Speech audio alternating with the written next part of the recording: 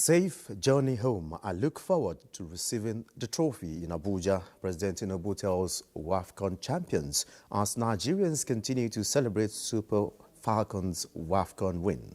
And spotlight on homecoming and a live studio interview on Super Falcons' 10th WAFCON win with sports presenter. Details of these and more on Panorama today with me, Olajide Bello.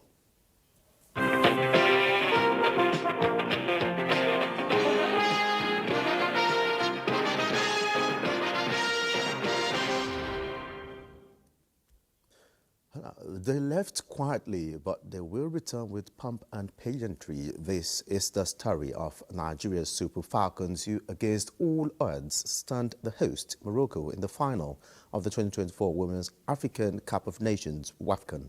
Oche Ngbede reports that the final match was tense as the host led by 2-0 in the first half.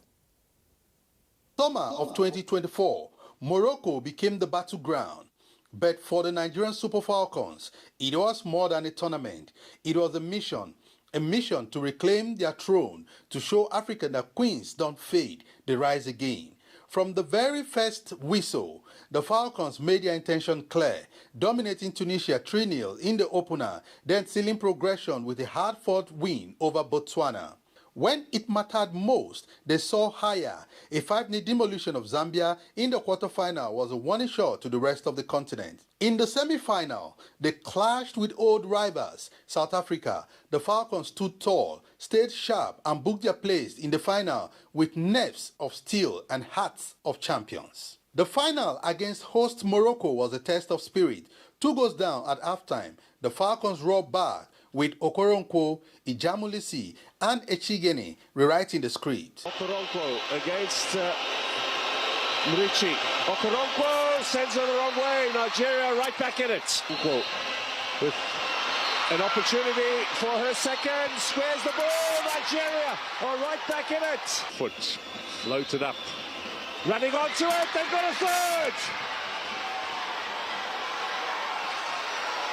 Nigeria are about to pull off.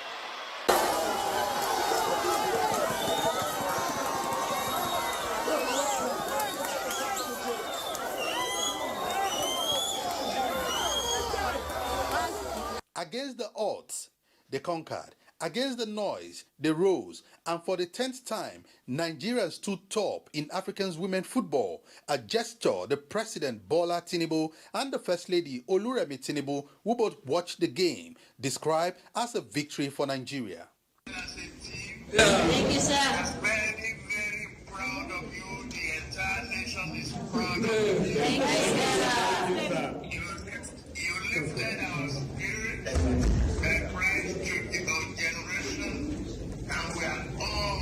Very, very happy. Thank you, sir. You'll be celebrated, and I congratulate all the coaches and the management of the team, including the ministers and the officials. Thank you, sir. Thank you, sir.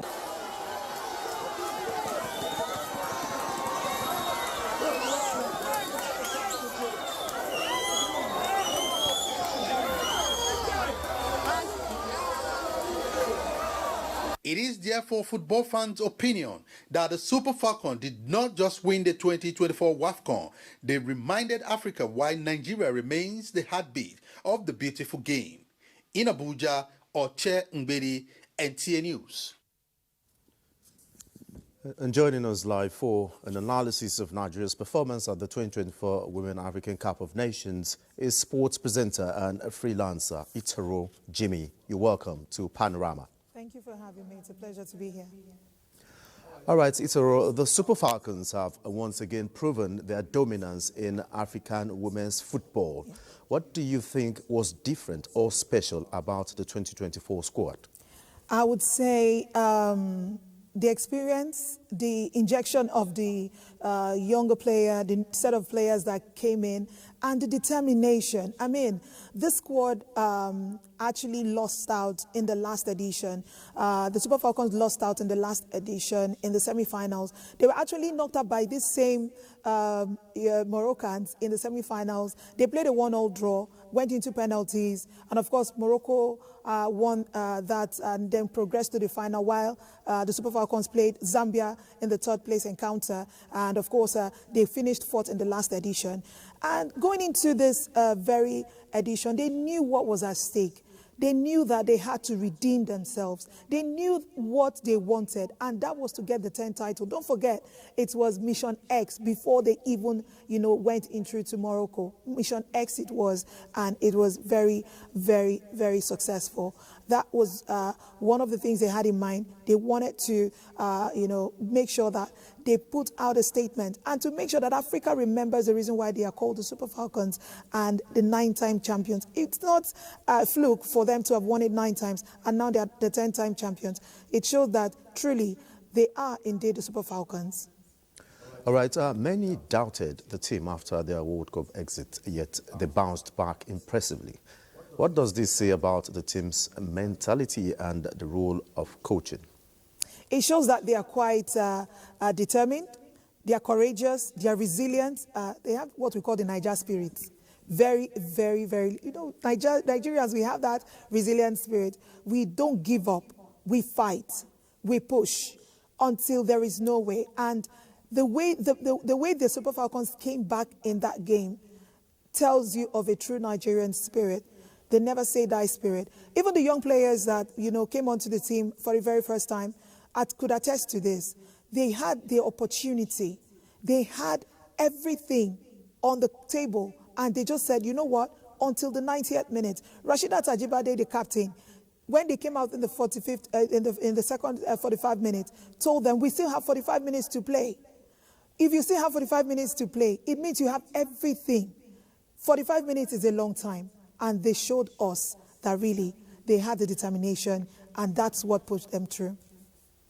Now, during the match, talking about officiating now and the role of VAR, because the second penalty that was cancelled for Morocco, my heart was inside my throat and I was about to what's going on? So for the officiating and the role of VAR, how would you assess this? I would say that in the entire tournament, those that actually manned the VAR, station did a brilliant job. They did a fantastic job all through the tournament, not just in the game between Morocco and Nigeria. They did a brilliant job all through the tournament. That penalty wasn't supposed to be. It wasn't supposed to be. And the referee had to listen. When it took a while, just like you just mentioned, your heart was in your mouth.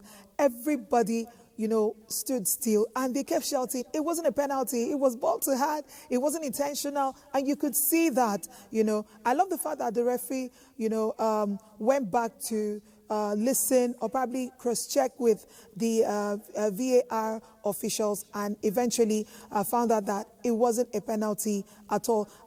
Actually, where I was actually watching that game, we're like, if they award this penalty, it will actually break the spirit of the girls because they fought back, and giving a penalty that we all think is not deserving at this point would only break their spirit. I love the fact that the referee was able to go back and then listen and go through and look for herself and realizing that it wasn't a penalty to cancel it. It gave a very good balance to that game. It brought credibility to officiating of African women's football. And at the end of the day, I don't want to sound, be gender biased, but I love the fact that that decision was actually made by an African, woman referee. At the end of the day, it shows a lot about the growth in women's football in Africa, not just in Europe. We keep, making references to Europe, but I love the fact that, the center referee was an African, and this, played out well, and the officiating was quite commended. But not just from, a fan's perspective, but even from notable, football lovers across the globe. All right, the VAR actually was a lifesaver, and it would have been a different ball game if the VAR was not in use. Moving on, Itoro, what impact do you think this victory will have on the development of women football in Nigeria, especially at the grassroots level?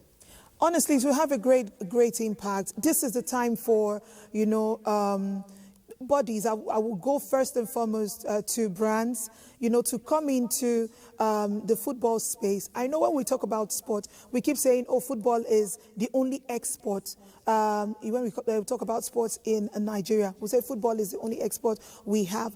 But looking at the victory that the Super Falcons have brought into to this nation, it will promote, a whole lot of things. This is the time brands will should actually get up and invest in grassroots sports. Go through to, schools, go to, there are academies out there that are grooming young footballers. Sometimes all they need is that support. This is the time I would encourage brands to jump into it and take charge. Go in, invest. If you're going to say, okay, I'm sponsoring 5 players from your academy, we're going to take charge of whatever it is, whatever kits they need, whatever it is. This is the time for them to jump in, because really, football in Nigeria is growing. Women's football in Nigeria is growing. We've been saying this is growing, is growing, is growing. It has grown to a stage where we want people to take Nigerian women football seriously. It is that time for you to invest in Nigerian women football. The best time was yesterday. Today, or should I say now, is the next best time you should come into, the growth of Nigerian women's football. It will bring a whole lot. It will, actually instill discipline, actually bring in young players from schools on the street. If there are young girls out there and you see them and they want to, get into sport, this can be a lifesaver. Taking them off the street, taking them off illicit, gathering, and giving them a livelihood. You can actually do this. I'm talking to you. Yes, you're looking at me right now. Honestly, you can actually do this. Talk to a young girl out there who you feel has a potential and invest in them. With what they've seen, with everything they hear about the Super Falcons, I can bet you that every girl on the street that loves playing football will tell you, I want to be like a Rashida Tajibade, I want to be like Ane Chejini, I want to be like Esther Okoronkwo. We have lots of young players that were brought onto this team. Nobody knew them from anywhere. No one knew them. You can be that next person tomorrow. You can be investing in the next big star in the Super Falcons tomorrow. So I want to encourage, young brands out there to not run away. Don't shy away from sport. Don't run away from Nigerian women football. It's the next best thing you can, invest in going forward. All right. Many thanks, Itoro, Jimmy, for your contributions on Panorama. And I think I have to let you go because you've been celebrating maybe since yesterday, and it's obviously showing, in your voice. And I don't want you to lose your voice totally. So it's been a wonderful time with you. Honestly, I've been celebrating since yesterday, and thank you so much for having me. You can tell my voice is, is the excitement, is the joy. Thank you so much for having me. It's always a pleasure to be here. Thank you very much. And moving on, President Bola Tinubu congratulates the Super Falcons, expressing delight at their spectacular victory at the 2024 Women's Africa Cup of Nations, WAFCON, stating that the eagerly looking forward to receiving the trophy in Abuja. In a post-match video call with the team captain, Rasheedat Ajibade, her teammates and Nigerian officials, President Tinubu congratulated the team on securing a record 10th continental title and lifting the nation's spirit. I am very proud of you. The entire nation is proud of you. You have lifted our spirits. You are a pride to your generation, and we are all happy, President Tinubu said. The president extended his best regards to Rasheedat Ajibade, who emerged as the tournament's most valuable player and clinched the Woman of the Tournament award, and praised Esther Okoronkwo's composure during a crucial moment in the final, describing her 64th-minute penalty kick, which sparked a dramatic comeback, as very courageous. Okoronkwo created the second goal and delivered the decisive free kick that Jennifer Echegini converted to seal Nigeria's 3-2 victory. Safe journey home, enjoy yourselves, avoid injuries. God bless you, the president told the jubilant players and officials, who repeatedly interjected with "Thank you, Mr. President."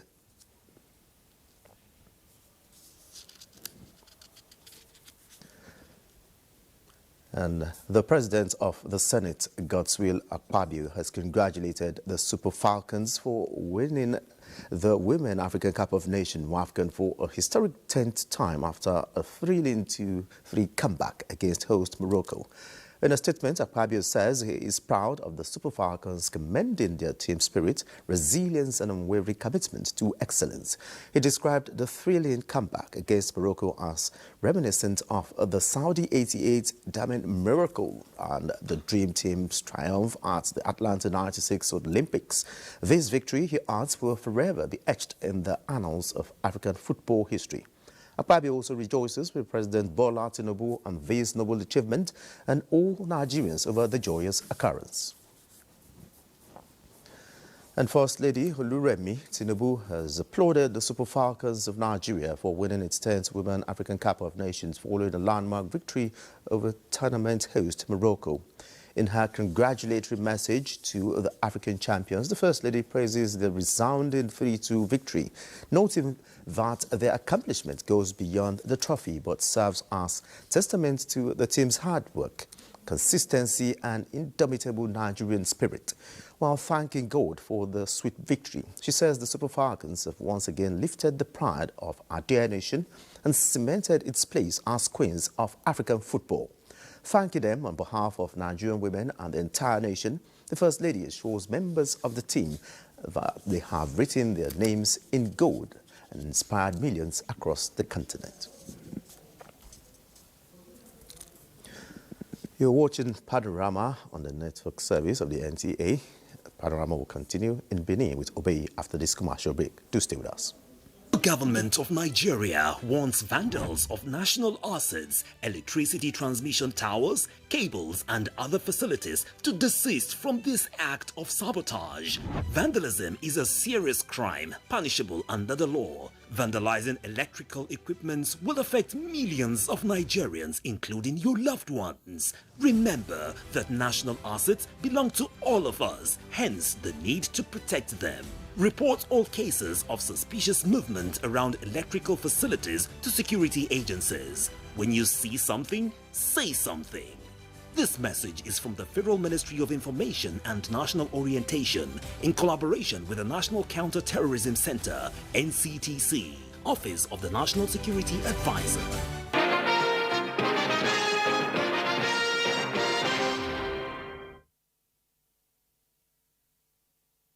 Welcome to Benin Network Center. Population growth, urbanization, heavy rainfall and blockage of drainages are major causes of flooding in Edo State. Eugenia Ndubisi reports that to put flood under control in the state, the government needs to implement the World Bank's proposal and flood control in Nigeria's, specifically Edo State's long-term flood risk management framework. The report. Edo State is annually predicted by NIMET to experience flooding due to increased human activities. Experts say flooding in Edo State is also influenced by the regional soil texture, the area's flat and tableland nature, high water tables due to proximity to the Atlantic Ocean, poor planning, as well as inadequate maintenance of drainage facilities. Flooding has a devastating impact on the socioeconomic lives of those in flood-prone areas, leading to the desertion of commercial and residential buildings. Tragically, a primary school pupil recently drowned in Benin City due to heavy rainfall, causing psychological trauma to the family. If rain just fall, everywhere will just cover up. They spoil many cars, not let us see customers. One of the challenges is that most of our people had built houses on those moats. You know, it's now finding it difficult. The areas that are not supposed to be touched because of erosion, people will now go there and sell the land to individuals. They will buy and build house. Later on, they will start experiencing flooding. Upon assuming office last year, Governor Monday Bewolo mandated the desiccation of drains and reintroduced monthly sanitation. The previous administration established the Edo State Flood, Erosion and Watershed Management to reduce vulnerability to flood and erosion through prevention and Rehabilitation. Head of Operations, Edo NEMA Operations Office, Ojodare Kenoma, emphasizes that massive public sensitization is key to preventing flooding and its impact in Edo. We launched a national preparedness response campaign in Edo State on the 28th of March this year. Edo State government has done a lot. They have created internal IDP camps in Guinea-Bode, in that area, the other areas that have flood, so that in case people are displaced by flood, they can go to the camps that are prepared for them. To control the flood menace, experts advocate an effective and efficient waste management board to regularly clean drains, a well-functional Ministry of Environment that promotes horticulture and greening of the environment, among other measures. In Benin, Eugenia Ndubisi, NTA News. And we have live in the studio with us to further discuss on the flooding situation in Edo State and perhaps proffer expert solution to the problem is the Scientific Officer, Federal Ministry of Environment here in Benin, Brown Usagi. Sir, you're welcome to Panorama. Thank you so much. Good afternoon, audience. And so, flooding in Edo State, of course, we all know it's a recurring problem. What are the long and short-term impact of this challenge? Oh, the challenge of flooding is can be so devastating. It makes people to leave their houses, their residence. It drives them away because of its negative impacts. And it caused a lot of socio-economic issues. So flooding is something that should be properly taken care of to avert issues of environment and social matters. And so what do you suggest, Mr. Sagi, that both government and, of course, individuals can do to mitigate flooding, especially in an urban area like we have here in Benin City? There are a lot. Good that you mentioned government and the people, because it's a combination of the government, the regulators, and the populace. In this matter, let me start with the people, the residents. They can take good care by properly disposing their waste, and in their buildings, their residential buildings, they should not just pave everywhere with concrete. They should use some form of grassing that will absorb some of this water. Then, talking about government should look at proper design of drainages that will link the resident and the discharge points as well into the rivers.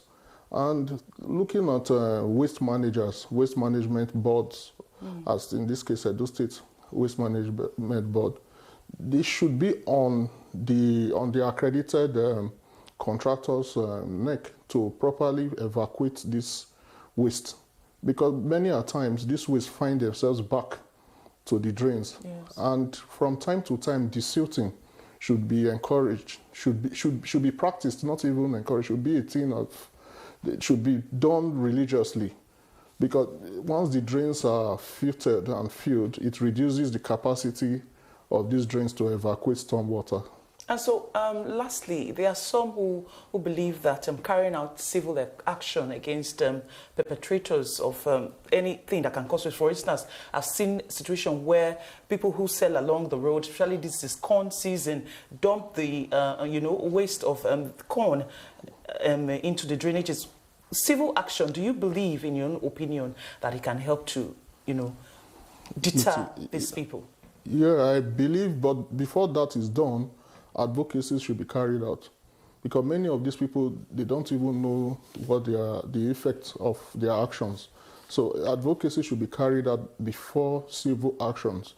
If the civil advocacy does not deter them, the civil action definitely will make them realize what they are doing. Adverse action against the environment. Yes. Many thanks, Mr. Usagi Brown, the Scientific Officer, Federal Ministry of Environment, for joining us here this afternoon on Panorama. And that's it on Panorama today. We thank you very much for watching.